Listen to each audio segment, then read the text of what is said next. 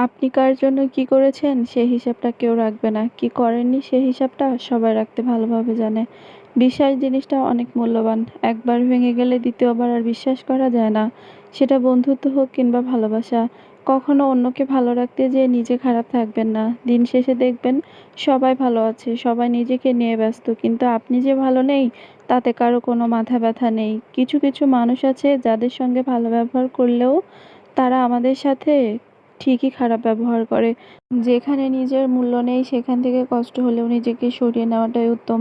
নত হলে যদি সম্পর্ক গভীর হয় তাহলে নত হও, কিন্তু প্রতিবার যদি তোমাকে নত হতে হয় তাহলে থেমে যাও, কারণ ভালোবাসার স্থান বুকে পায় নয়।